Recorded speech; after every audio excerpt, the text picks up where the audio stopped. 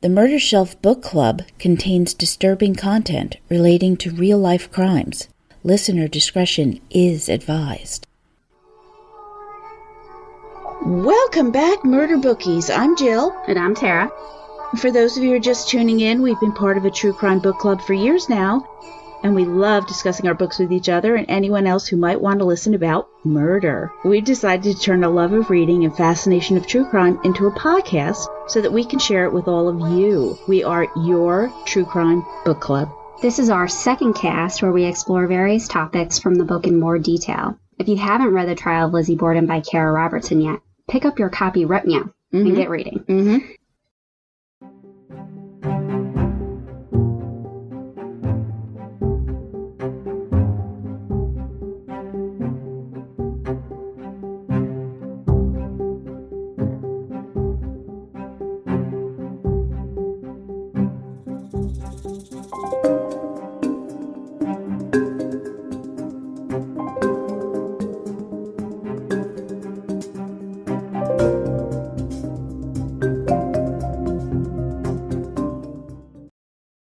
Today we'll be discussing Lizzie Borden's life after the trial, the Arsenic Act and famous Victorian poisoners, some legislation, and various theories surrounding this age-old whodunit, which will include some pop culture references.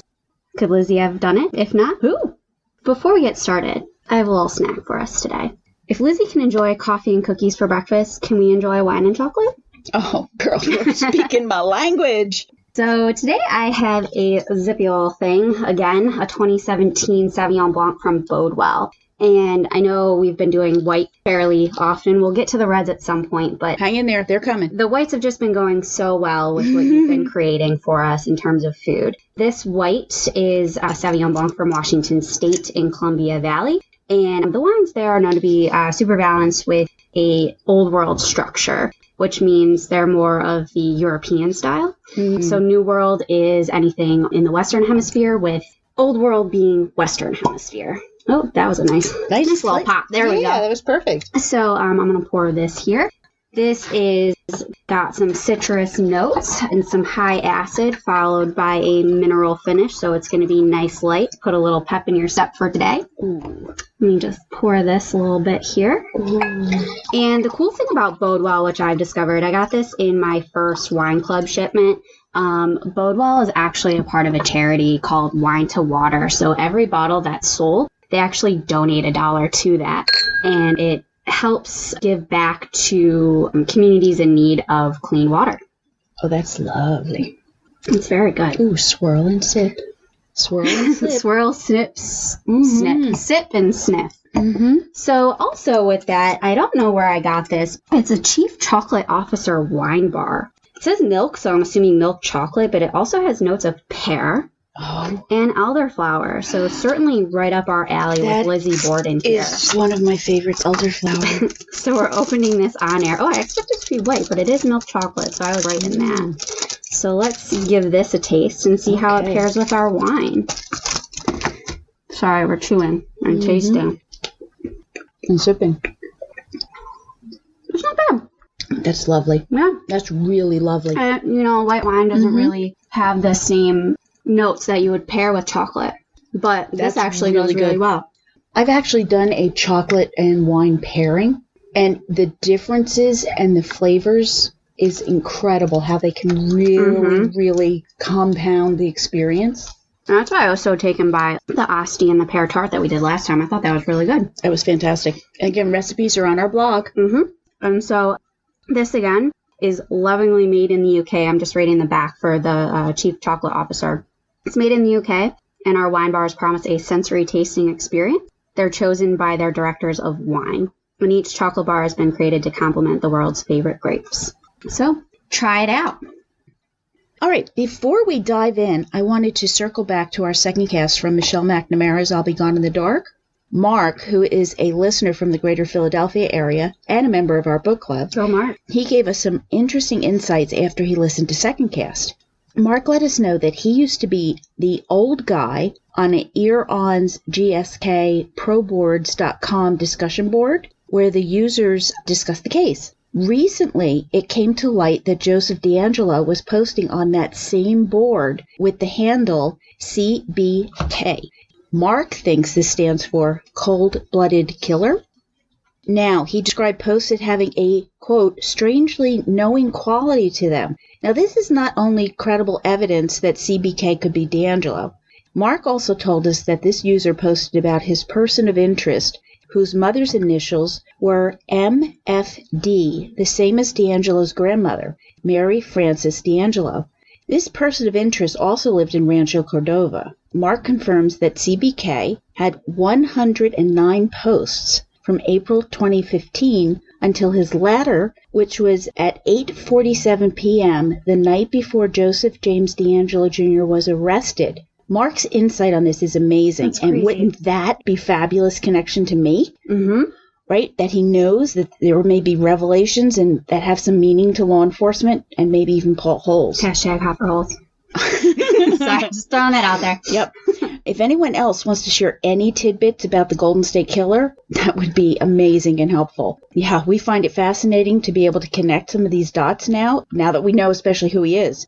We'll continue to follow the case and share our mini-casts or future 2ndCast episodes. Also, one of our dear friends and supporters who goes by Spookmaster on Instagram, that's 2 zeros in Spook, let us in on a fun fact. Okay. His last name is Borden, and his mom named their childhood golden retriever Lizzie. Of course his mom's a cool mom, and if you don't get that reference, that's Mean Girls. Our friend TZ, he also released a true crime podcast called Tapes from the Dark Side recently. I've listened to it, and I'm hooked, and if you haven't listened, Jill, you definitely should. Oh, yes. So season 1 is a serialized true story meant to be heard in order. And just listen as Tapes from the Dark Side tells the story of a missing 13-year-old boy named Dylan Redwine and his father who becomes suspected of his murder. This podcast is top-notch in terms of quality and seamless transitions between excellent narration and the use of audio clips to tell this fascinating story. And I believe a lot of it comes from some Dr. Phil interviews that the family did as well. So listen now to, again, that's Tapes from the Dark Side on your favorite podcasting platform. Now, let's dive into Lizzie's life after the trial. Now, one would think that an acquittal would prove one's innocence. And as it turns out, that one would be silly as well. Yeah, so, however, since that day on June 20th, 1893, many doubts have swirled about the potential innocence or even the guilt of Lizzie Borden. Many of her staunch supporters, especially reporter Julian Ralph, wrote there was never any serious reason to suppose she was guilty. Her acquittal is only part atonement for the wrong that she has suffered. Because she did. Yeah, I suppose, if she was innocent. Well, she was in jail all that time, too. For their efforts in finding Lizzie not guilty, the jurors of the trial, who suffered the dreadful heat, being sequestered in tight quarters without a drop to drink, they would receive personal handwritten letters from Lizzie to thank them for their service. Oh, nice. It's very nice. Remember, not a drop to drink. I'm sorry, I'm drinking right now. Okay. Poor jurors. Okay. Don't forget that they were so overjoyed to read the not guilty verdict that they actually interrupted the judge while he was explaining the process. So we're sure that they held on to their letters as a doting grandfather or father would hang on to a memento of a daughter or granddaughter who lived far away. I wouldn't be surprised if those even got, passed down to future generations. Oh, I would have kept it. I wonder if they have any at the museum up in Fall River. I don't know. We'll have to make a trip one day. Oh, we're definitely doing a road trip. Definitely road trip coming.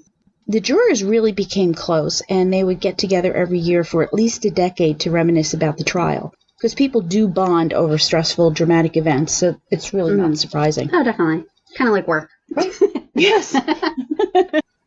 So, the night of the acquittal, all Lizzie Borden wanted to do was just go home. I don't want to say just go back to the murder house, but that's pretty much where you'd be going.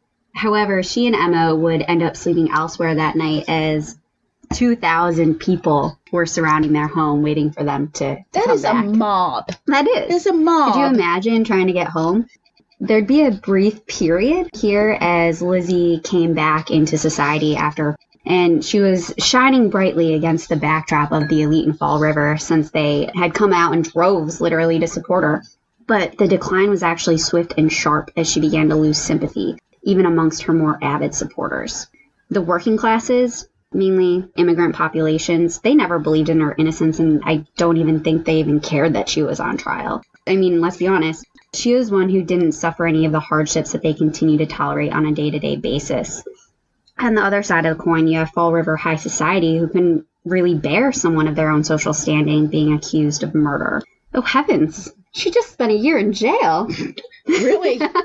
Really? How many of them had spent a year in jail? Exactly. None of them. None. Exactly. And the women were too boring, apparently, to have anything to do with this kind of spectacle.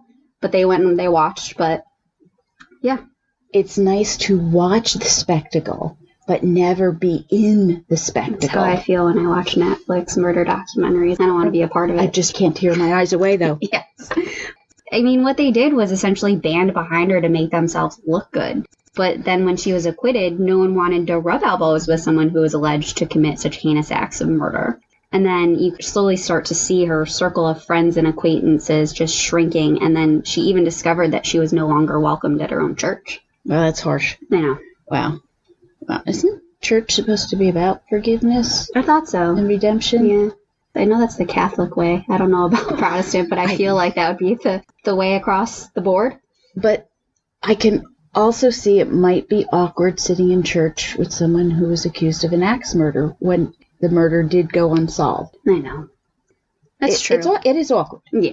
So after she desperately stated that she wanted to go home, Lizzie and Emma would end up leaving their home on 2nd Street and actually moving to the top of the Hill District. Moving on up. Yep.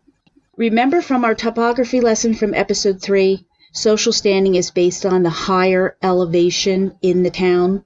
Well, the Hill is the most prominent district in Fall River, and that's where the creme de la creme live. The society that Lizzie was trying to integrate herself, that's where they lived. So she and Emma buy a home they call Maplecroft. And the elites consider this kind of tacky and presumptuous, actually. Yeah, it was really rare to name houses, but it was really rare to name. Very rare. Yeah. Fun fact, Maplecroft was recently bought by the same couple who own the Borden residence on 2nd Street, and they also plan to turn this into a bed and breakfast. I saw some photographs when the house was up for sale, and it is stunning. An amazing example of a Victorian home at the time. Okay, I saw it listed on TripAdvisor. It's not open to the public yet. If Tara and I go to the opening, you will know all about it. Trust me. And Lizzie begins at this time to play another role as well. Lisbeth A. Borden, abandoning the use of Lizzie forever. We'll probably switch between Lisbeth and Lizzie just because I can never really forget that she was Lizzie. But you'll hear both, so Lisbeth or Lizzie moving forward. Exactly. So the next chapter of Lizzie's life was about to begin. We know that after the acquittal, once they moved into Maplecroft, Lizzie started living her own lifestyle that she had previously been unaccustomed. She didn't have anybody hindering her from spending money. She wanted to live that high society life. Well, she did get what she wanted without the obstacle of Dad and Abby. Exactly, and we don't know if she did it herself or what. We'll go into theories later. She ends up going to Boston. Her and Emma go to Boston quite often. They enjoy theater. They go out to dinner. And in Parallel Lives, we find that Lizzie actually becomes entranced with a famous actress. And her name is Nance O'Neill. And we find that she even penned her a note after seeing one of her performances, expressing her high regard that she be allowed permission to call on her. Accompanying the note was a bouquet of flowers. Seems like a nice gesture. Very nice gesture. Yes. Also maybe a little bit romantic even. Maybe. I don't know. But Lizzie always went up above and beyond. If she sent you a note, she sent you a note with flowers. There's always that little extra to get that acknowledgement. Okay. I see where that could be a thing. Lizzie asks, "Can I call on you?" And of course Nan says yes. And these girls hit it off. And she's a beautiful 30-year-old dramatic actress with her star rising, and Elizabeth Borden, a wealthy, demoralized New England spinster of 44, who had known a great deal of real-life tragedy. So could probably learn a lot from each other just being in each other's company. Yeah, I would think so. Yeah. And who do you think came to play in Fall River? Nance O'Neill. She did. There you go. So after her Boston triumph, her troupe made an appearance in Fall River to headlines reading, "A great actress in a great play." She was performing her Magda once again. Yeah, she was known for playing Magda. Elizabeth would even go on to have a relationship with Nance O'Neill. She introduced Lizzie to all sorts of parties and social gatherings. And even at the time when Lizzie was being tried for murder in 1893, Nance O'Neill was starring as a nun in Sarah at the Alcazar Theater in San Francisco. She became an international thespian, so she was really well known, performing across the world in Australia, South Africa, New Zealand, London, and she received star status amongst mixed reviews. And it became known about Fall River that Nance and Lizzie were very, very good friends. And at the time, Nance described Lizzie as a quiet, reserved, frail, little old-fashioned gentlewoman. Aww. You know, how cute that she'd met in 1904. And as she shrank from publicity, she would say little else, that being Lizzie.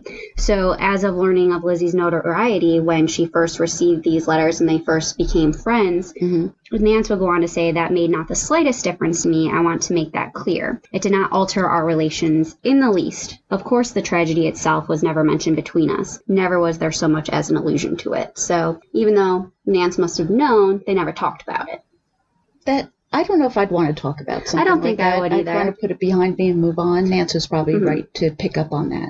Well, we know Lizzie would never go on to talk about it because she knew what it was like to be wrongfully accused. So I'm sure she probably really didn't say much about it after the fact. And so it seems that Nance was known as a lesbian throughout theater circles, although she would later go on to marry fellow actor Alfred Hickman. And it would seem that Lisbeth was intent on sponsoring the actress, and Nance eventually even took up residence at Maplecroft. And their relationship obviously fueled gossip in Fall River. Where have we seen that? Gossip in Fall River? Really? It seems to be the only thing going around there. Really? All that news. But whether or not this was true, it certainly widened the divide that seemed to be growing between Emma and Lizzie, even during the trial. Now, in addition to the Nance O'Neill rumors, there was more scandal afoot. This was about a potential lover, Lisbeth's coachman. Coachman Joseph H. Terrald was actually dismissed from employment with the Bordens around 1903. And one has to wonder if this was done to placate a very annoyed Emma. After the firing of Terrald, an interim coachman was employed just at this time when the Borden sisters' relationship had become more strained. So the new guy, Frederick Cogshall, the interim coachman, would eventually be placed with a new coachman, the original guy, Joseph H. Terrald. So they fired the coachman. Yep. And I don't know, did you see how long that the interim was hired for? A very short amount of time. Okay. Couldn't find the exact number of weeks. So they fired the one guy, hired the new guy, and then for whatever reason fired the interim and then picked up the old guy. Exactly. Okay. Exactly. Interesting. So that's why I wonder if his firing wasn't kind of a token gesture, and they hired an interim coachman knowing that this is going to be short term. So was Lisbeth placating Emma? Here, I'll get rid of him. Everything will be fine, knowing that he was going to be coming back. Okay. Because when he is hired back, he takes up residence at 306 French Street. Very curious. While he was not living with them, this change was not reflected in the city directory. Okay. So he did not officially change his residence to something else. He always was listed there. Okay. I'm sure things were a lot slower back then, too, in terms of changing paperwork and whatnot. Now, the fine, upstanding citizens of Fall River were ever engaging in speculative whispering about Lizzie's romance. Yes. And it even made the newspapers when journalist William M. Emery wrote of her alleged love affair with the coachman and chauffeur.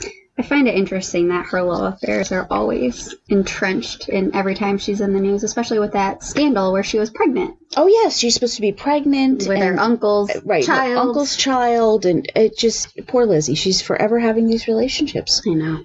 Now, the truth is, no one has any idea of what the exact relation was between Joseph Terrald and Lizzie, except we do know this. She gave him a heavy gold watch chain with a dangling fob set with an onyx intaglio intricately set with a horse head. This is I don't even know what that is. It is a really, really nice gift. Okay, this thing is solid gold. It engraved and nice and stylish. It's a nice gift. Now, is this what was making Emma completely crazy? An illicit love affair going on between two unmarried people under her own roof? Well, we know Emma was extremely staunch in her religious beliefs, right? She was very proper. They were never married. They're getting a little bit older, probably very unlikely to marry. I guess with the thought of her being in a relationship with a coachman who is obviously someone beneath her, but then also potentially in some type of relationship or all these parties going on with a woman, probably was rubbing her the wrong way.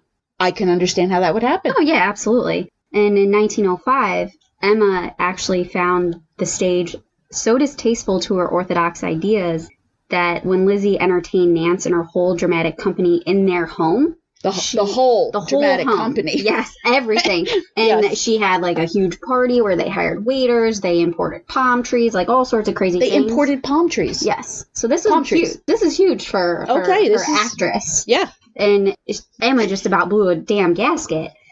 Emma became so disapproving of Lizzie's new lifestyle that she even approached Reverend Buck. Ooh.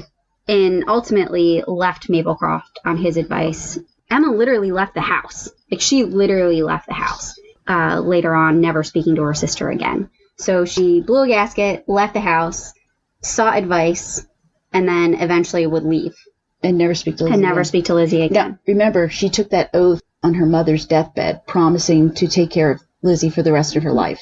So this is serious. Yeah, something definitely happened here. And also, following Emma, a lot of the friends that they had that stuck by Lizzie's side throughout the whole ordeal and even after, they started to not be associated with her. Oh. And eventually, I think about a year later, Nance would actually go on to leave Lizzie as their friendship kind of sizzled and died out. And also know in 1913, Emma was living with Reverend Buck's 5 unmarried daughters and was interviewed by a reporter from the Boston Sunday Herald. When questioned about the rift with her sister, she said only this: "The happening at the French Street house that caused me to leave I must refuse to talk about. I did not go until conditions became absolutely unbearable. Then before taking action, I consulted with the Reverend E.A. Buck, who had for years been the family's spiritual advisor. After carefully listening to my story, he said it was imperative that I should take my home elsewhere." And Jill actually told me, which is really interesting, that Reverend Buck died in 1903, which was before Lizzie and Nance had this relationship. Yes, and even before, I exactly. think, the Coachman incident. So you would have to think that this was... It had to be a series of things. Oh, absolutely. Over time that built up. I don't think there was like one screeching incident that Emma said, I've got...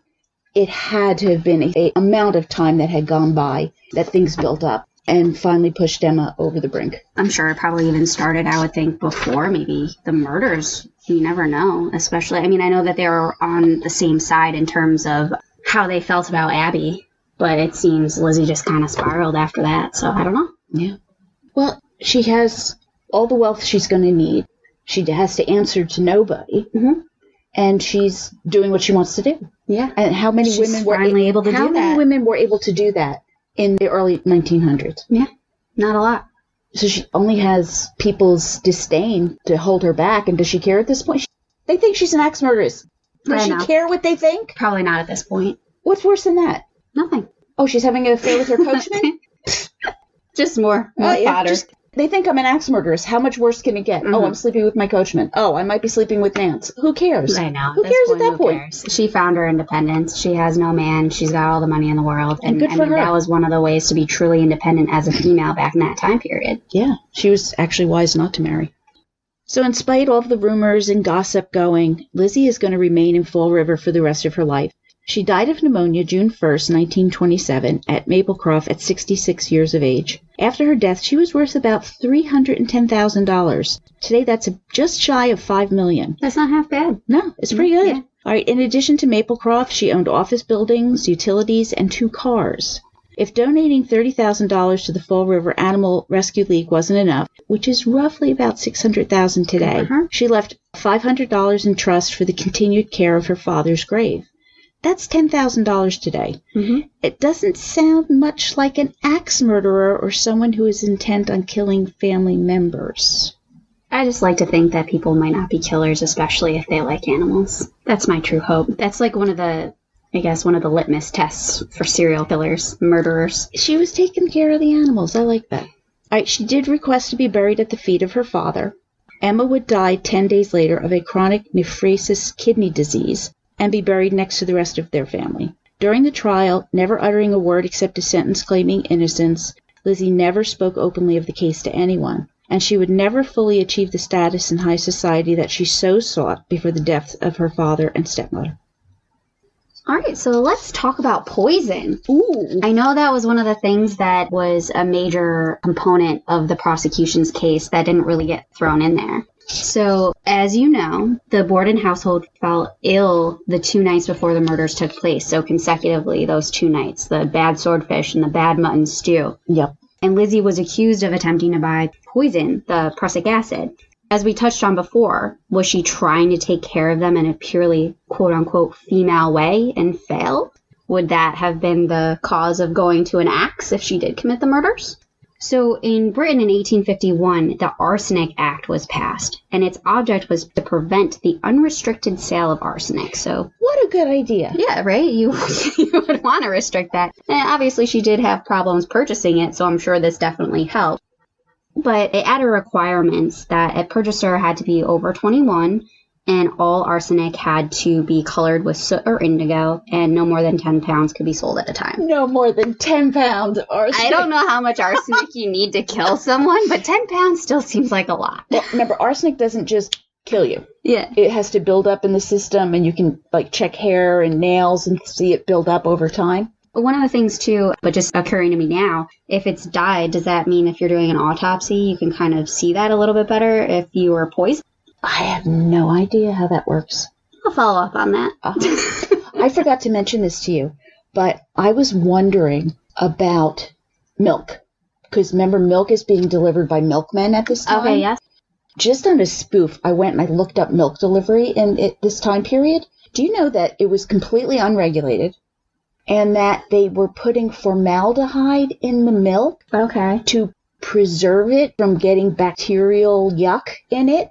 So milk could kill you. The milk could actually have been causing the summer complaint that everyone was having. Okay. So we talked about how they had the swordfish and got sick. Mm-hmm. Well, if they drank milk, they could have gotten sick. How the mutton was actually fresh, but they still got sick. But if they put milk in their coffee, it could have been formaldehyde.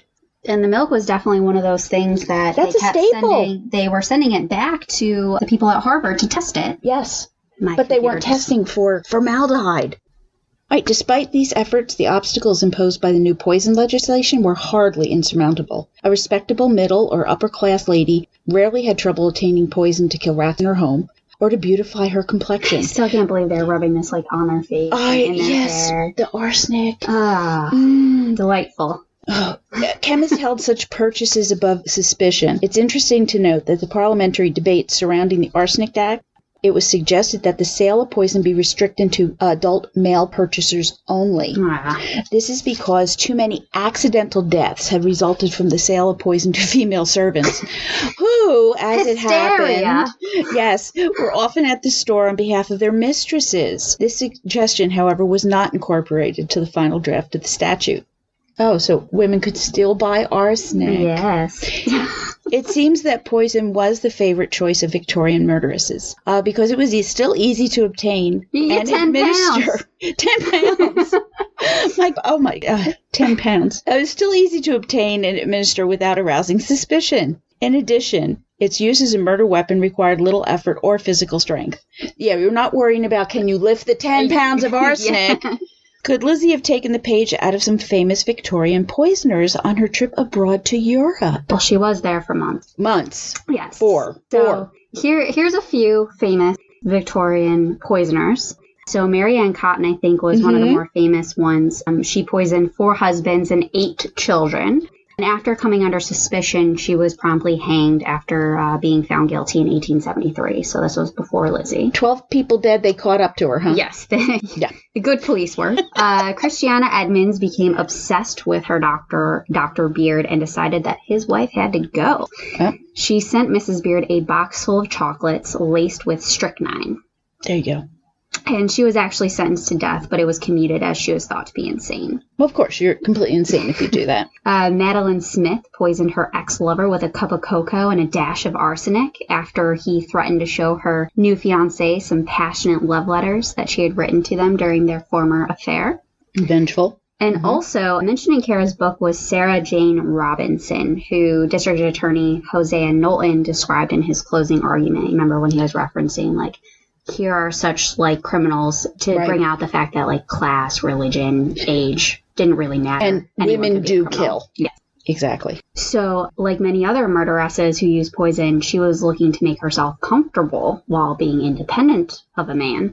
Back in the day, I mean, not working was a sign of status, but it also meant you were underneath the thumb of your husband. So, as a female, you're day-to-day, monotonous. If you were lucky, you were educated. Mm-hmm. So, remaining unmarried and having money was a way to keep that independence. Like Lizzie and Emma both chose. Yes. So, how would one go about doing this?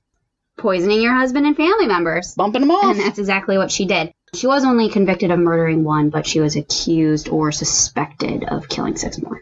More serial killers to look into. Mm-hmm. Mm-hmm. It's never dull. Never dull. I think we should do Mary Ann Cotton. Or would they call her Mrs. Rotten? Mrs. Rotten. Yeah, okay. Rotten Mrs. Cotton. Fun fact. The first woman to die in the electric chair in the United States was Martha M. Place, March 20th, 1899.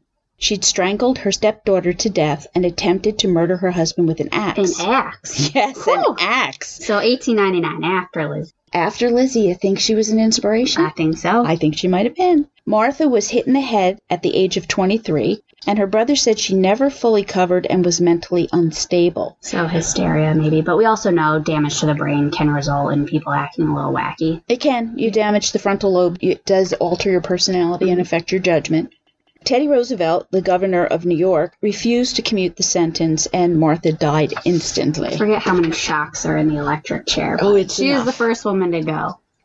Now, would failed attempts at premeditated poison in conjunction with a woman having her period be enough to rock the boat and result in rage so profound that someone of Lizzie's stature and lack of upper body strength be enough to cause serious damage that resulted in Andrew and Abby's fatal injuries? Remember, there was, 18 blows to Abby? Andrew's eye was bisected. We know, though, from your husband that it's not that difficult. No, it's easier to chop a skull than it is to chop wood. Yeah. Remember that. Fun fact. So, listen, since we're talking about the Arsenic Act, a little bit about legislation and laws. The legal difficulties that Lizzie Borden was dealing with was going on at the beginning of a process known as the incorporation of the Bill of Rights. Bear with me here, okay? In 1893, the Bill of Rights, and we're referring to 1 through 8, were not fully applicable to the states. Right, the Bill of Rights did not apply to states. I'm shocked. Yeah, because you think, what? What do you mean the Bill of Rights? It had been ratified and the protections were extended to the federal government. Okay. So it did not place limitations on the authority of state or local municipal governments. It didn't apply yet. So to give you an idea of what we mean, in 1873, the Supreme Court ruled in a case that First Amendment's freedom of speech did not apply to private agents or state governments. Now, I'm not going to get into all the details here, but it's really shocking and appalling decision by the court.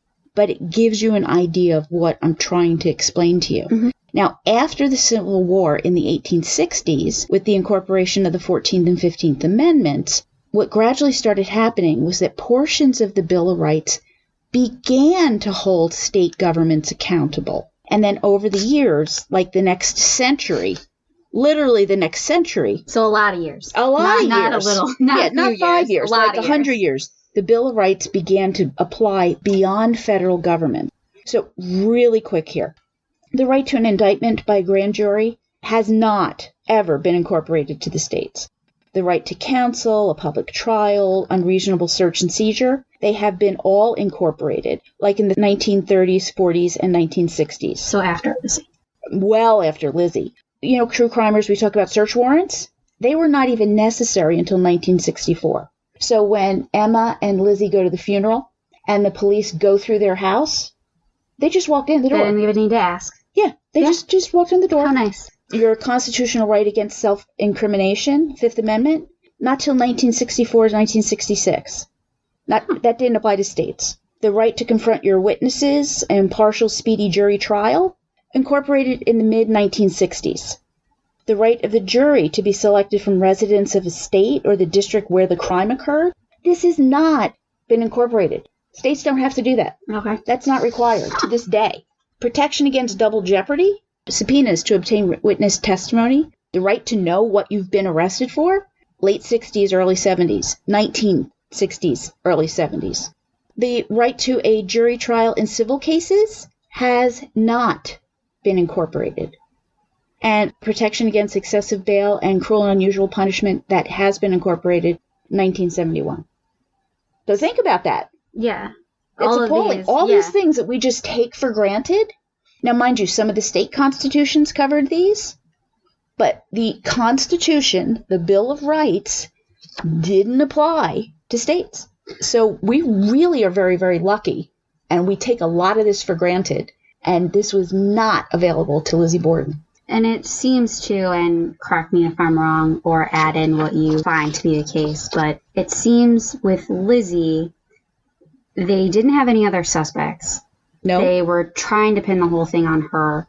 So just imagine, with none of these things applying, they just busted into her home when they were at the funeral. Mm-hmm. They did whatever kind of search. I don't think really they found anything other than the handleless hatchet, or that was in subsequent searches. The bloody rags and the pail. Yeah, so all of that they had after they spoke with Lizzie on the initial day, and then after a few days with the funeral. Remember, they questioned her and denied her an attorney. Mm-hmm. Jennings was turned away. And then during the inquest, they didn't allow Jennings to even be there. Nope. On top of the fact that nobody advised her of her rights because it wasn't necessary, and women didn't even have the same rights that we have today. Correct. And she was basically under arrest, even without being properly notified of that. Hilliard had the arrest warrant in his pocket. Yeah, he had it. Yep.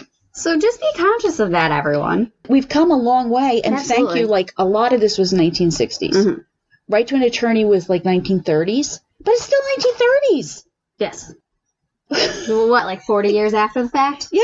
Yeah. All right. So if anyone wants to know more about legislation or have a talk, Jill knows a lot about this. Feel free, reach out. Jill and Tara at murdershelfbookclub.com. She can go on for literally days, week, month. You know. Rights are important to me. This matters. I get passionate about it. I'll stop now. No, it's okay. We appreciate it. It's nice to highlight what was available back then and what's available now today. Yeah. It's important to know. Yeah. Well, there's been a lot of fighting to get where we are. When you get arrested, don't talk. Just lawyer up, stay quiet, plead the fifth. I want things done fairly, and I know we want our serial killers to tell the police everything, but as a general rule, get an attorney. Don't talk. So now let's get to the fun part. Okay. We're going to get to our theories and other theories. Okay. Our theories are fun. Jill's is really fun. But just thinking about all these things with Lizzie and like the buildup, the prussic acid, the sickness that befalls the Borden house, would all these failed attempts at maybe a premeditated poison in conjunction with a woman having her period be enough to rock the boat and result in this rage that obviously was so profound that someone of Lizzie's stature and lack of upper body strength be enough to cause serious damage that resulted in Andrew and Abby's fatal injuries? So we know bone is softer than wood. It absolutely is. There was a lot of rage. All the theories that are out there are just insane. Like some of these things that are out there are just crazy, and we're definitely going to dive into some of these. So famed true crime writer Edmund Lester Pearson wrote what was to be considered the most definitive account of the Lizzie Borden story in 1924, so about 30 years after. In his book titled Studies in Murder, he would come back again and again to the unresolved nature of the story of the Borden murders. And he would later go on to say, there are in it all the elements which make such an event worth reading about, since in the first place, it was a mysterious crime in a class of society, where such deeds are not only foreign, but usually wildly impossible. The evidence was wholly circumstantial. The perpetrator of the double murder was protected by a series of chances which might not happen again in 1,000 years. And finally, the case attracted national attention and divided public opinion, as no criminal prosecution has done since, nor, to the best of my belief, has any murder trial in the United States had ever done before. That's a significant quote. That's a powerful statement. Yeah. It literally brings all these theories kind of into a nutshell. Yeah, it does. Now, in 1893, this was deemed the trial of the century. The trial of the century. The crime itself remains one of the most intriguing whodunits in the history of unsolved murders. As a lady in good standing and family in Fall River being accused of murder should not have been possible. Authors, filmmakers, podcasters, and more continue to ponder if Lizzie could have actually done this. Kara asked that question over and over and went back and forth herself. I still think she's kind of unresolved about the whole thing, even after researching this for 20 years. Yes, and reading every document available in the world, right? Lizzie herself would never offer an opinion on who committed the murders of her father and stepmother after the trial was over, and she was acquitted. She knew what it was like to be falsely accused. There are also theories that do not include her at all, but come back to unknown shadow persons that she so desperately tried to prove existed. Regardless, if Lizzie has done it, or if anyone else did, why? Let's look at the motive. All right, in books, we've read Edward Radin's Lizzie Borden, The Untold Story, which Kara Roberts mentions in the Trial of Lizzie Borden. He is a firm believer in Bridget Sullivan being the perpetrator. Maggie, yeah. In telling of his story, we have Bridget washing the windows in the summer heat at Abby's behest, and that was the straw that broke the camel's back. Listen, we don't like washing windows. I don't like washing windows in the summertime. Well, I don't like doing it in good air conditioning. Why waste it? Right. So in 1893, when they didn't even have air conditioning, and then on top of being sick from the poisoned meal from the night before, the heat would have been a killer. No pun intended. I just couldn't help it. I just had to. Right. So some authors even like to lay the foundation that Emma was responsible. It did cross my mind. You know. It crossed my mind. Now listen. Here we go. We're going to talk about this. From Kara's research, we know that she was 30 miles away in Fairhaven and had been away for a few days before the murders took place. If you recall, 30 miles is no quick trip back in the day. Yeah, that's why I quit on it. So Emma would certainly have the motive, as she felt Abby was trying to replace not only their mother who died, but her position as Lizzie's mother. Right. Not to mention the property dispute. We all know about that. Thanks. There's a lot of things. Yeah. And so Radin, who Jill mentioned before that suspected Bridget, also had thoughts on Emma as being the culprit. So considering she was supposed to be on vacation, there is no account of her leaving Fairhaven, where she was staying, and being unaccounted for, nor was she spotted in Fall River on the day of the murders. And not to mention the fact, if she was in the house, would Lizzie or Bridget have seen her? Or would she have hidden in plain sight? There's so many circumstances where, yeah, we could see it, but also at the same time, like, how would she have gotten away with it without anybody not noticing her?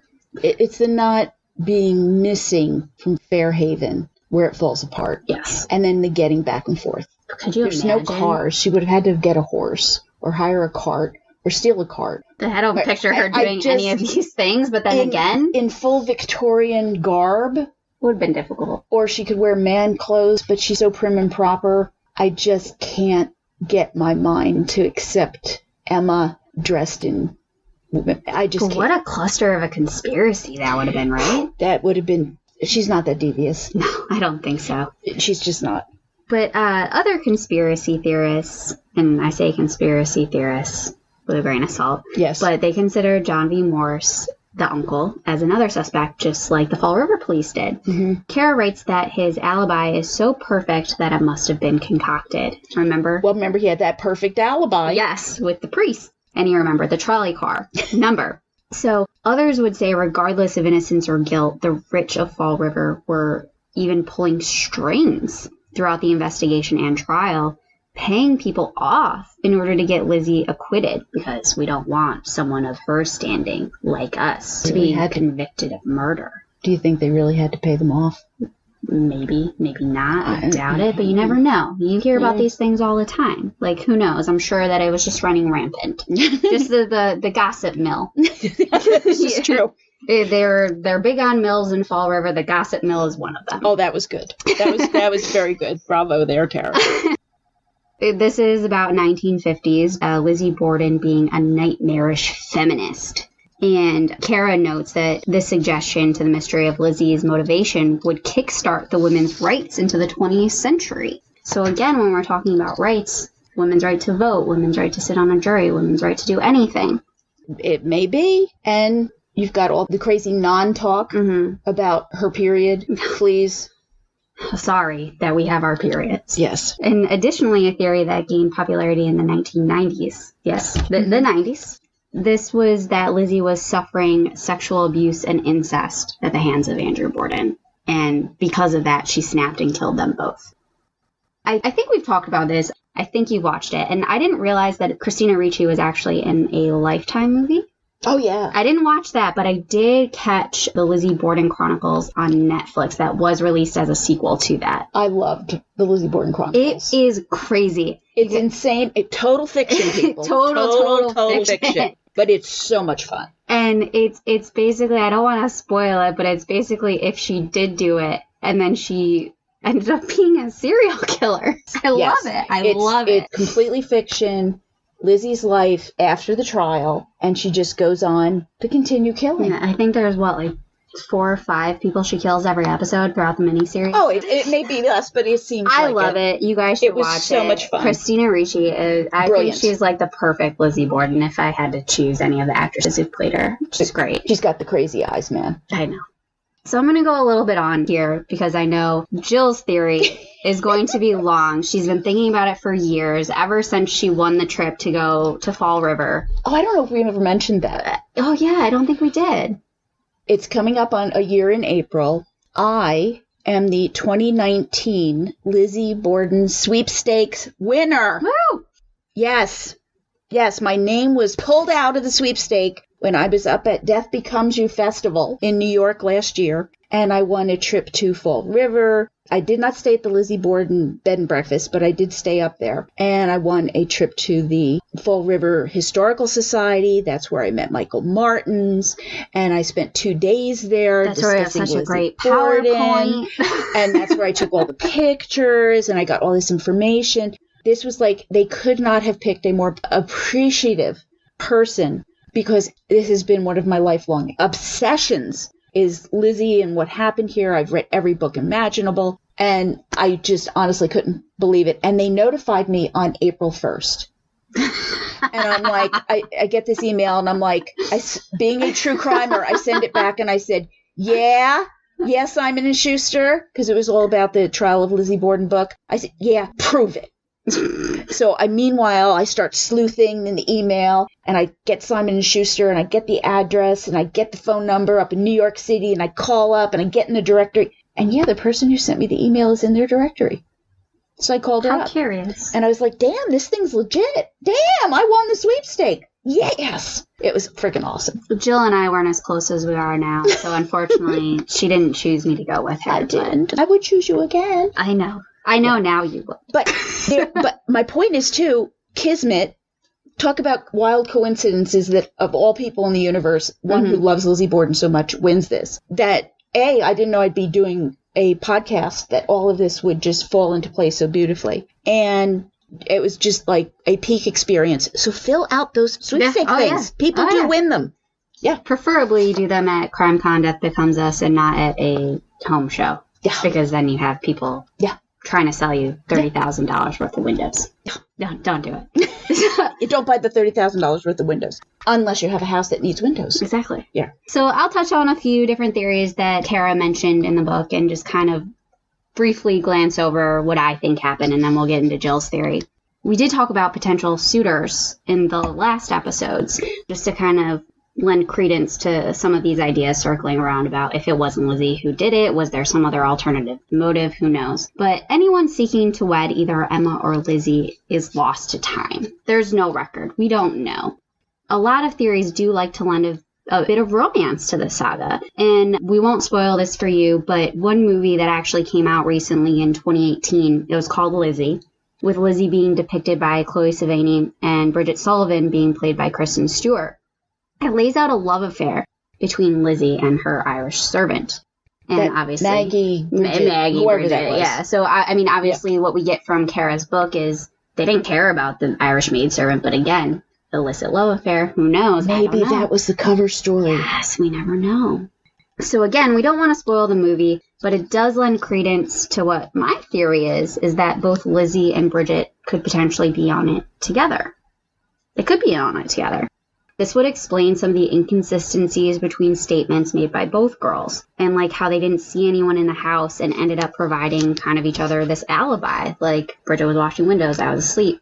Lizzie was in the house doing this. They kind of, they're the same story they tell, just kind of is parallel to what they were both doing. Doesn't really say, oh, well, she told me this or she was doing that. Like, it all just kind of flows together a little bit. Mm-hmm. I could imagine that regardless of the terms of their relationships, friends, lovers, what have you, that if they were covering for each other, it would provide each girl or both the opportunity to clean themselves up. So, again, that's just what I was thinking about, like the blood and everything.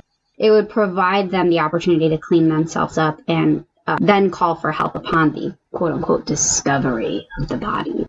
Bridget would go on to state that Lizzie didn't have a drop of blood on her and that no hair was out of place. So what a perfect alibi for her. Yeah. You know, if they were lovers or friends or they were in on it, yeah, you have the time. Ultimately, though, if there was a relationship between the two, something would definitely cause a rift after Lizzie's arrested. The two would actually never really speak or see each other again except during the trial. And this break could also be one of the reasons why Bridget would get close to rolling Lizzie under a bus. Like, when she tells police she didn't recall seeing that pile of bloody rags. Yeah, she'd been down there. Yeah. A lot. So, I mean, laundry just like Lizzie and Emma kind of having this wedge between them. Mm-hmm. Something similar could have happened with them. And my thought, too, is if not Bridget, then Lizzie knew what was going to happen and did have an accomplice or someone willing to commit the crime for her. Maybe one of those phantom suitors we spoke about. But remember, she spoke to Alice Russell the night before, telling her of her fears that someone might do something. Mm-hmm. So if so, and Bridget was not that accomplice, then Bridget is actually lucky to have survived this whole ordeal. Thank God for vomiting. I know. She's a random person in the house at the wrong time. But, you know, Lizzie being in the house at the wrong time, that's normal. We shouldn't accuse her of that, because that's where she's supposed to be. Well, is it suspicious that you're in your own home? No. Is it suspicious you're in your own home when 2 murders take place? Yeah? But they didn't think so. No. I know. But it just seems to me there's too much left to chance for Lizzie not to be involved. But I'm sure that if someone did do it out of love or potential marriage, she's not in on it. But had she seen the culprit, she might have been killed too, in order to keep it a secret, especially if she wasn't in on it. Yeah. So I know Jill kind of shares this thought, albeit slightly different. I'm going to let her take it away. Obviously, we know from previous episodes she does have expertise as a profile and helping in investigations. And being such an avid Lizzie fan, she's thought about this for a very, very long time. So I'm going to pour myself a little bit more wine. You should too. I'm going to sit back, relax, and I'm going to listen and take it all in. Okay, buckle up, guys. I have thought about this for a very long time. It is absolute, pure speculation, and I did try to root it in the facts as we know it, rooted in the testimony that was given, because that is really the only way that you can do this. I don't think aliens came down with a hatchet. You know, I explain a lot, though, right? Yeah, I mean, sure, but if you're into alien abduction, but I'm not sure that that's what was going on in 1892. All right, so this is what we know. Short of stumbling onto a diary with blood splatter on it with a confession, I think this is the best we're going to get. Mm-hmm. And I'm still not 100% sure on anything. Well, after reviewing this, I don't want to spoil it. All right. But I like it. Okay. So, the murders take place. Abby before Andrew. But I believe that this plan to kill began much, much earlier. And I do believe that this is an emotionally driven crime, pent-up disappointment, thwarted ambition, fueled by a fantasy turned into action by a calculating, fairly organized killer. Beautiful. Well, thank you. It's beautifully said. It's like profile and theory all rolled into one. All right. I don't mean some murderous genius here, but I do believe someone was balancing guile with a tremendous amount of luck. All right. So the day of the murders was deliberately picked. This was the day of the police picnic. Fewer officers would be available to act once the crime happened, and fewer were out and about to witness anything prior. And what luck? Again, this luck factor. Emma Borden is out of town. That is one less person to worry about in that house. Mm-hmm. Now, I think this plan began almost a year before with that weird robbery that takes place, which I do think might have been a potential test run. Mm-hmm. Could someone enter the Borden home, largely undetected, rob them, and leave? And that answer is yes, it could happen because it did happen. In understanding how human perception works, humans tend to completely miss large targets and scenes during visual searches. So if he was seen, he wouldn't have actually been seen. I know that sounds crazy, but I'll give you an example. In 2001, a Japanese fishing boat was hit by a surfacing U.S. submarine after the captain with a periscope did a search of the open Pacific Ocean. He did not see anything. They surfaced and hit the fishing boat. Well, he didn't see the fishing boat because he didn't expect to see a fishing boat. And I think that kind of lends into why eyewitness testimony, even though it's one of those things that people take into account, especially during a criminal case, it's almost one of those things that you can't rely upon. Yes, that's why eyewitness testimony can be screwy. Mm-hmm. If you're not expecting to see it, you don't. Person with their back against the wall by the coat rack, you don't necessarily pick up on them. Now, it doesn't happen in every instance, but that happens in human perception. I'm going to go on a slight tangent here. Have you seen The Haunting of Hill House on Netflix? Yes. So I watched about 2 episodes of that, and then I was like, this is scary. Oh, it is. Terrifying. I need to look up something online because I kind of need to know what's going to happen because I'm watching this by myself. Even in broad daylight, I'm watching it by myself. And I stumbled upon an article that said there's a ghost in literally every scene. Yeah. When you're in the house. Yeah. So in the flashbacks when you're big. You have to look. And I had never been so mortified. So in the 2 or 3 episodes that I watched, I never noticed a thing. But now that I was aware of it, I saw a freaking ghost in every scene, and I almost peed my pants every single time. Yes. That's why when you're watching a movie and you're in ancient Egypt and you're fixated on the pyramids and the action that's going on, you don't see the airplane that happened to fly through the scene. Or the Starbucks cup in Game of Thrones that left on the table. Right. If I didn't see it until someone pointed it out. Exactly. That's what I'm talking about. You perceive what you expect to perceive. That's called selective attention, that you're focused on something so you miss other things. That can go a long way to explaining why someone wasn't seen. You're turning me into a believer. Well, I'm just laying it out there. Now, did Lizzie know who this person plotting this was? She may have had an idea, but I think it's a distinct possibility, and this may have been a really secret thrill for her. Completely inappropriate, even dangerous, daring. That romance. We're lending a bit of romance to the saga. It kind of is in a way. Now, Lizzie is chafing living in the house with Abby. She detests this woman because of this whole real estate fiasco and a lot of other things. She's got complacent Emma, who's just plodding along day after day, praying.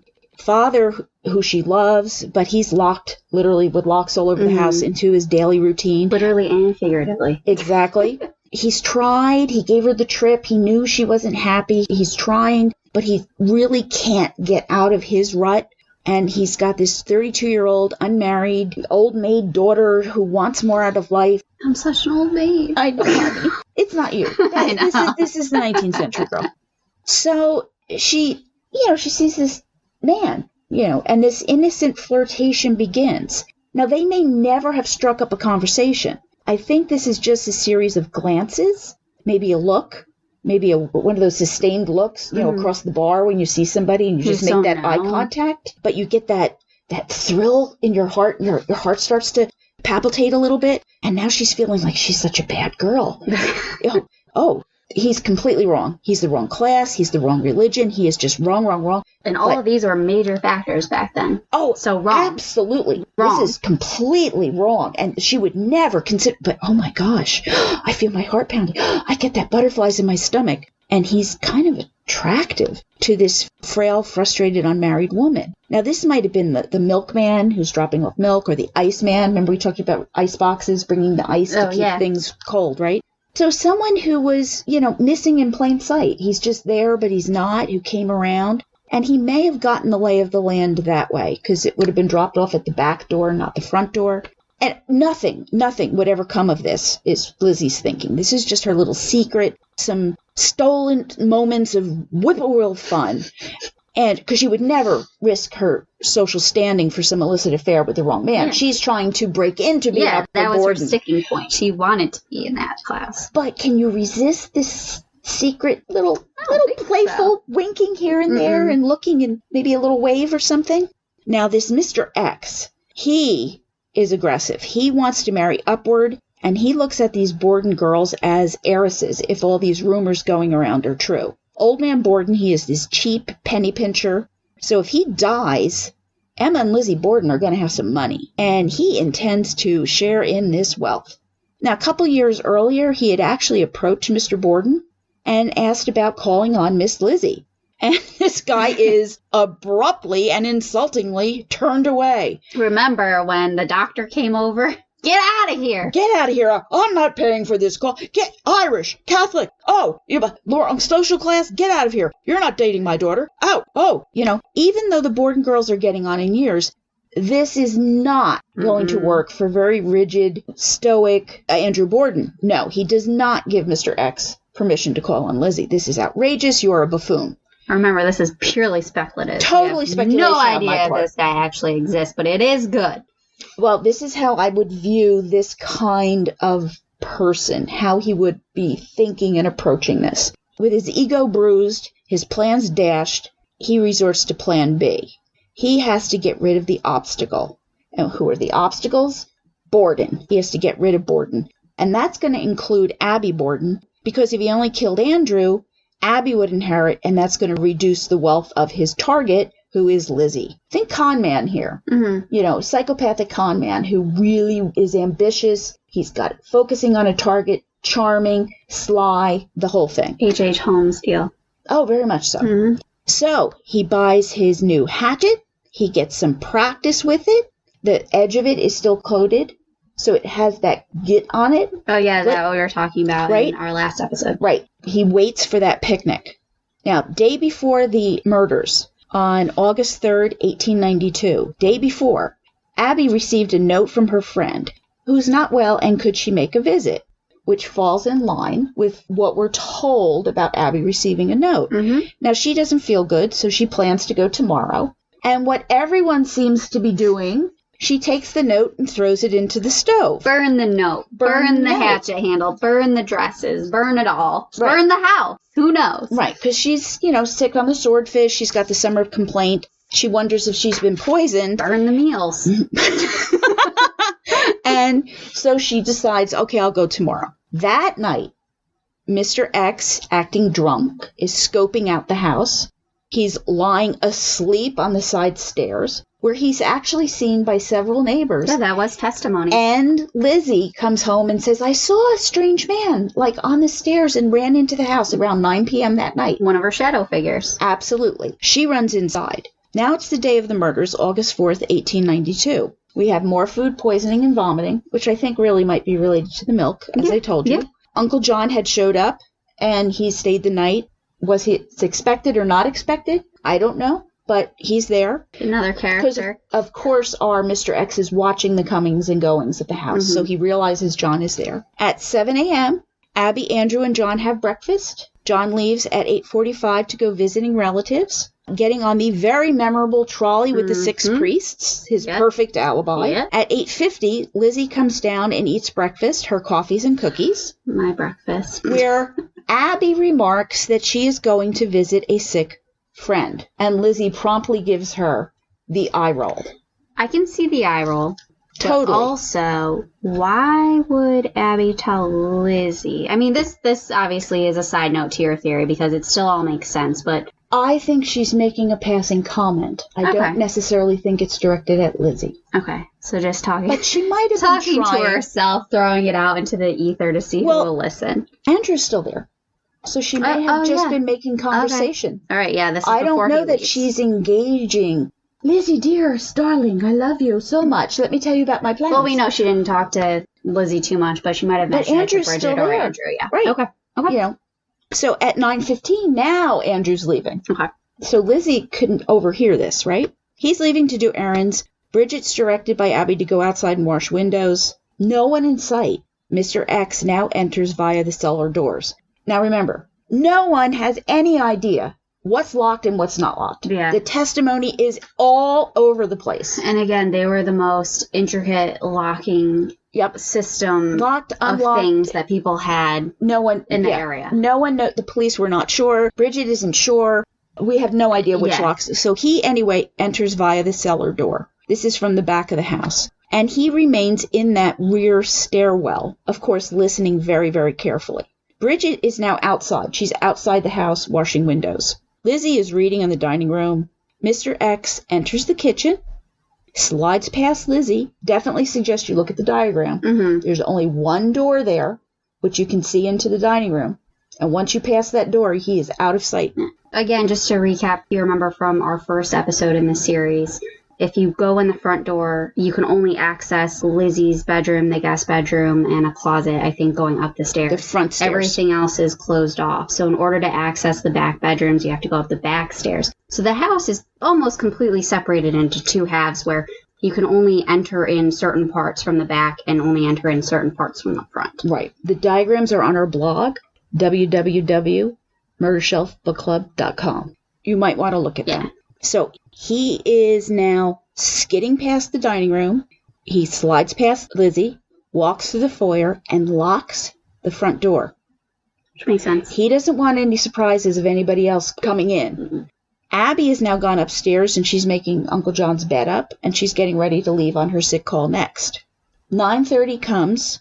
He comes up behind Abby. She's assuming it's Bridget or Lizzie, and by the time she realizes it's a stranger, she is struck in the face, spins around, and she's dead. She's brutally attacked.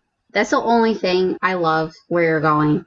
The only thing is she was more brutally attacked than Andrew, from what the autopsies show. I think at this point his adrenaline is charging. You always have an answer for everything. Well, remember, this is risky and it's stuff. Probably his first murder. I mean, he's probably a con man through and through, but this probably is his first murder, especially since it's... I don't know about that. No? I don't know about that. You think he's been conning? I think These he's been poor conning. spinster ladies? I think he's been conning. I think he might even be a rapist. But I think he's been into violence long before this one. Mm-hmm. This sojourn up, this was the riskiest part of anything he has to do. And he's taken her out and doesn't want her to make a sound. So he's going to make sure she's gone, she's dead, she's quiet, boom. And we do know the Chicago World Fair happened in 1893, correct? Yes, we do. Yes, we do. I'm sorry, Now, I'm just trying to make connections between my favorite con man. Well, but con man behavior is oddly consistent in their mindsets, how they do this. Now, his jacket is bloody. He takes it off, turns it inside out. Doesn't want to drip blood anywhere. Mm-hmm. Drapes it over his arm, and he waits on the landing, again, listening to what's going on. Lizzie now begins her ironing, which she's testified. It puts the iron on the table. It's not electric, so it has to heat up, and she's going to have to wait.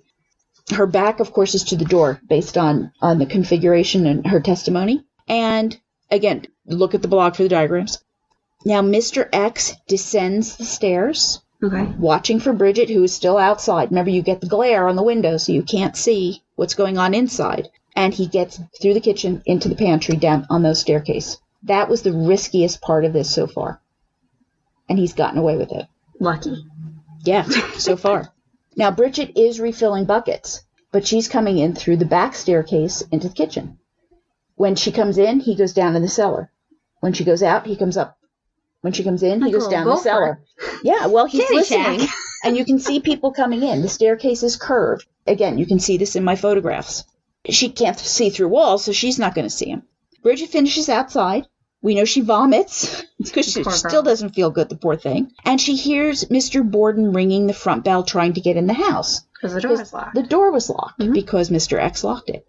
So she comes to unlock the front door. Here's Lizzie laughing as she's coming downstairs because she's been upstairs to put the ironing and whatever away and put tape on his dress, I think whatever she had said. She's doing. But she's doing a lot of things. She's doing her day. Bridget, she's not feeling good. She decides to call it quits. Thursday is her half day anyway. So she goes down to the back stairs, goes up to the third floor, and she goes to lie down. Mr. X is thrilled. She's out of the picture. Mm-hmm. Doesn't have to worry about her. So in the meantime, Andrew's there, and he and Lizzie are chatting about the mail. She tells him that Abby is out on a sick call, which is what she had overheard. Yeah. She's reminding him of this. Lizzie urges him, why don't you take a nap? She hears a sound. She assumes it's Abby returning, and of course she's ignoring her. That sound was probably Mr. X, and she ignores the mean old thing. Yeah. And it's a good time to see about those sinkers in the barn, because she has a trip tomorrow. Mm-hmm. Mr. X hears Lizzie go into the backyard, out the side door and into the backyard. He emerges from the pantry stairs, waits for Andrew to fall asleep, enters the parlor, puts his bloody coat on, and murders Andrew Borden. Poor Andrew. Removes the coat again, retreats into the collar, and Lizzie is out eating pears by the tree. I really want to eat a pear. The milk chocolate with the pear and elderflower is not didn't enough. quite do enough, right? No. At 11:10, Lizzie is spotted in the backyard by the ice cream peddler, Hyman Lubinsky, Mm-hmm. and the time is confers by Hyman's stable owner, Charles Gardner, in testimony. Lizzie's finishing up with the sinkers, and she's up in the loft, and she's down in the loft, and she's looking for this and looking for metal for the screen, and she's doing whatever she's doing out there. And she kind of hears something. She's not sure what it is. Comes back into the house, and at 11:45, she discovers her father dead. Staggers into the kitchen, calls for Bridget. Father is dead. Go get Dr. Bowen. Bridget dashes out the front door, runs across the street. Standing at the side door, she calls to Mrs. Churchill. Oh, Mrs. Churchill, do come over. Someone has killed Father. Now, the curtain twitcher, Mrs. Churchill, comes over all aflutter. Both ladies check on Andrew, and Mr. X leaves out the back cellar door into the backyard with his jacket inside out and the axe tucked underneath, and flings the gilt axe on top of the barn, where it is discovered by some boys later during the trial. That axe has the 3.5-inch blade that would account for all the wounds. And they never really test that into the wounds, right? Nope. Yeah, which I thought was very interesting. Remember, the defense had the axe, and Kara said that they didn't know what happened to it. Okay. They didn't trust the police. Okay, thank you for reminding me. Now, Kara wrote, if the murder of Andrew Borden and his wife escaped from the Borden premises by the rear, he could easily have thrown the axe into the place where it was found. However, there is great skepticism, and the Fall River Daily Globe suggested that the note, which Mrs. Borden is alleged to have received from a sick friend, might also be on that route. Now, I think it's likely that that weapon, given the glit on Abby's wound, was, in fact, the murder weapon. And the fact that it was 3.5 inches, which we know that the hoodoo hedge at the handle is that fit really well. Was 3.5 inches. But we never tested this one, like you just said. Now, Mr. X is in that phase of his killing, that afterglow. He's elated. He's light on his feet. There's no more obstacles to his acquisition of a wealthy wife. Mm-hmm. Meanwhile, Dr. Bowen, Mrs. Churchill, Lizzie's there. She asked them to go get Abby because she had thought she heard something and thought Abby came back earlier because she did hear something. Mm-hmm. And that's when they find Abby murdered upstairs. Now, Lizzie is devastated, lonely. She may even think that this man that she's been winking with could be involved in this. And this guy, his problem, Mr. X, his problem is that he hadn't reckoned with Lizzie actually being indicted for murder. I mean, who would think exactly that a 32-year-old, still relative, well, we think young, young woman would be arrested and put on trial. And after a year of nerves and trauma and tension and fears, Lizzie's not going to be into this playful, silly flirtation. That's over. She thinks, with all the backing of society, that she is now an Upper Borden, and everybody's going to love her. So she's not going to be flirting with the milkman or the cable car driver or whoever who had been No. The least thing that's likely to happen here is for her to marry beneath her, to undermine her social standing that she thinks she's gained because she's had all their support. That obviously is more important than whatever love or whatever she thought this flirtation could produce. Right. Standing was more important. And the freed and acquitted Lizzie is not even going to look at him. It's Elizabeth now. Oh, sorry. Forgive me. No, wait, no, we didn't get to that yet. Right. Now, when Lizzie is at the Taunton jail and Matron Reagan overhears her exclaim to Evan, that you have given me away. Do you remember that whole thing? That's because Lizzie had confided in Emma about this silly, harmless flirtation. And do you think that this man could be the one that killed Father? And Emma goes and tells Mr. Jennings, the defense attorney, this. And she's like, oh, you've given me away. Why did you? This was between, I can't believe. She's embarrassed. She's mortified. She can't believe she told her. That's what that was all about. I love your mind. And I think Mr. X is wildly disappointed, and I think he moves on elsewhere to find other prey. He goes to Chicago. And he goes to Chicago and becomes a medical doctor and builds the murder castle? Well, who the hell knows, well, don't forget, I think in our conversation with Kara, I was like, hey, let's talk about all these axe murders, and I even thought, like, the Velisca axe murders, this was our guy. Right. If it wasn't Lizzie, who was it? Yeah. Listen, it's a theory. And I think it's a really sound theory, and you've been working on it for years. So it's always nice. I really, truly love your insight, and I only wish I could think like you sometimes. No, you don't. Well, I know how much it deeply affects you, and sometimes I feel I'm so deeply desensitized to a lot of things. I read about this. I mean, we talk about it in our True Crime Book Club, and I'm just like, oh, that's interesting. Not the fact that, like, however many lives have been spoiled, how much violence has occurred, but this is a truly, truly sound theory. And like Kara, like every other theory that we know, it's always comes back to, well, this sounds really, truly like this could be what happened. But then there's always that one thing that you just go back to and it's like, yeah, but the thing. It could be, no, Lizzie really did it. But no, Lizzie didn't do it, but she would have known. Yeah, maybe it was that bit of luck that Mr. X, if it was another person. Listen, he had to be, his timing had to be really friggin' good. Mm-hmm. But I think the fact that people were not feeling good that day was happenstance that worked to his benefit. Oh, absolutely. That it was hot that day worked to his benefit. Listen, if you're nauseous and you're hot on top of it, the heat is going to maximize your feeling of illness. I think he would. Listen, coincidences do happen. Mm-hmm. Absolutely. They really do happen. It's very serendipitous. I have seen the wildest coincidence happen, drawing from 3 different continents, where you go, no, that's not even possible. So this to me isn't all that coincidental, but he had to have luck on his side. Definitely a lot. But somebody killed them. Oh, absolutely. And if it wasn't Lizzie, they got killed. So this is if it wasn't Lizzie. And her hair is perfect. Her clothes are perfect. They don't find blood splatter on her except for that one little drip. Bridget's covering for it. You know, no. But somebody. It was somebody. I couldn't come up with any other sequence of events. And I ran through all the boxes I had to check with each of the individuals in the area. And I had a column for Mr. X. Mm-hmm. And he's the only one that checked all the boxes for me. And like you touched on in our series, nobody took a picture of it or Lizzie to know what the hell she was wearing. But, you know, the dresses were a big point of contention. That could have helped. And just the fact that it was the beginning of police days, I think everything really coalesced in like Scotland Yard and in England where police procedure really started coming about.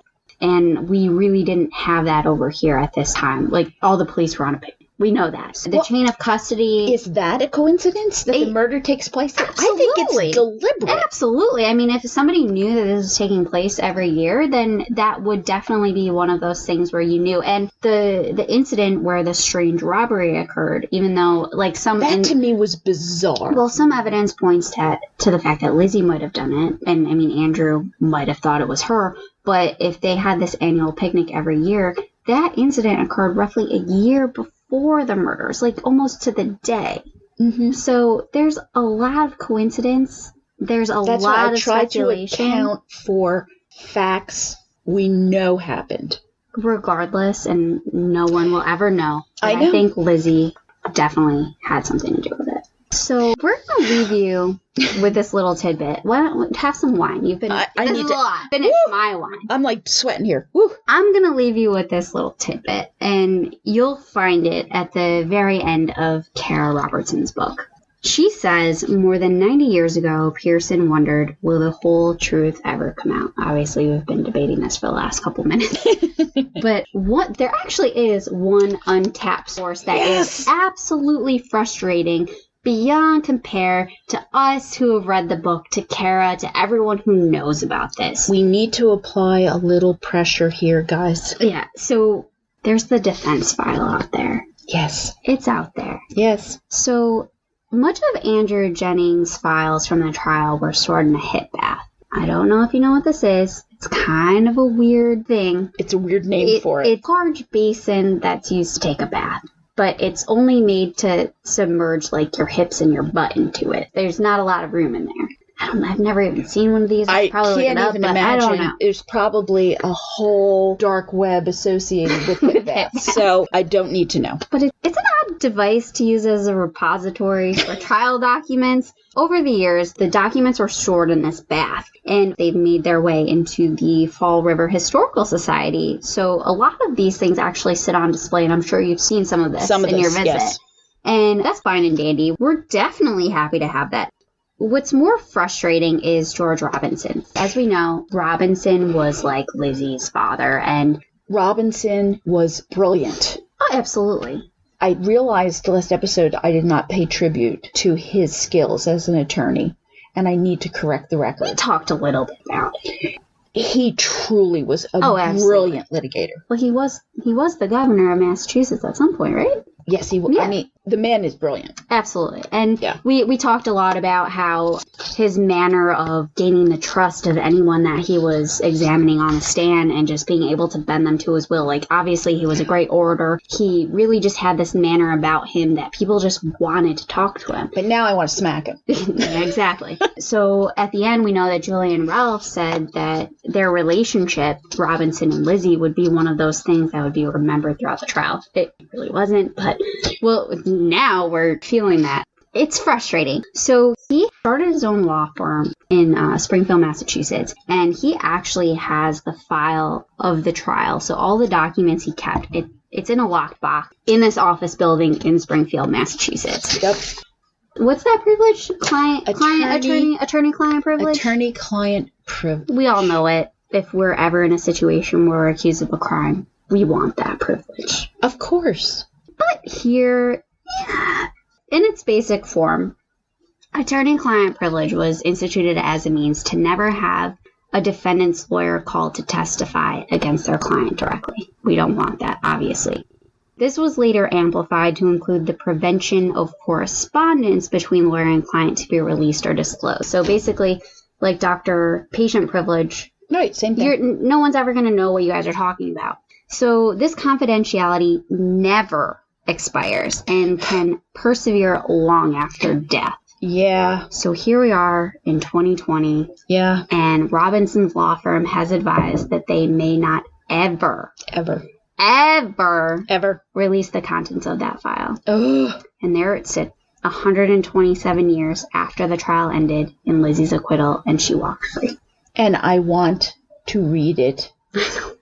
I never got to ask Kara about it in our interview, but that was one of the questions that I literally wrote down verbatim. Like, does this not frustrate you to no end? I want to do like crowdsourcing to put pressure on them for the historical needs of the legalistic world to find an answer to this question. Yeah. I want to hack into it, but it's not hackable because it's in a tub. It's a file. Wherever. Paper. It's in a lockbox. It's in a lockbox. We need the key. Oh my God. At least the hip bath was drained and we know what was going on with at least Jennings. But Jennings seems to be the more not mediocre, but he's the more bland of the two. He's bland, but he was a good guy. He was. But I want to read the file. I know. I want it. I know. All right, guys. Well, listen, thank you for listening to our second cast on The Trial of Lizzie Borden by Kara Robertson. Join us in 2 weeks where we will be discussing To Kill and Kill Again by John Costin. Read it.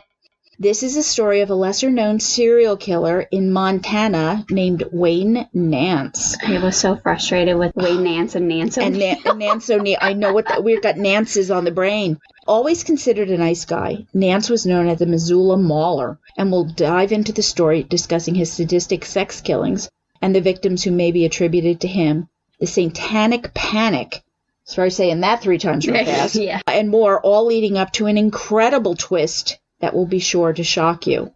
And many, many, many thanks to our murder bookies for leaving us such positive reviews. We definitely love to hear your feedback. Much love to Maiden in a Trance, TZ Shoots, Allison Land, and DQ Wordy for leaving some awesome reviews on iTunes.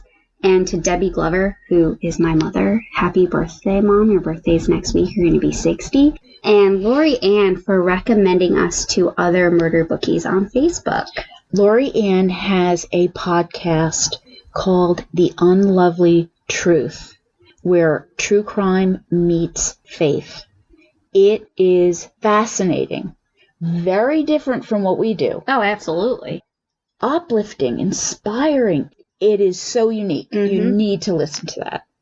All right, send us your thoughts and questions to Jill and Tara at murdershelfbookclub.com. We'd be happy to incorporate them into our discussions. And don't forget to follow us on Instagram, Facebook, Twitter, and again, Murder Shelf Book Club. And subscribe to our feed on your favorite podcast platform, Spotify, Apple Podcasts, Google Play, Stitcher, or Podbean. We don't want you to miss a thing. And if you have time, please leave us a 5-star review. Every little thing helps us to grow. Until next time, Murder Bookies, happy reading.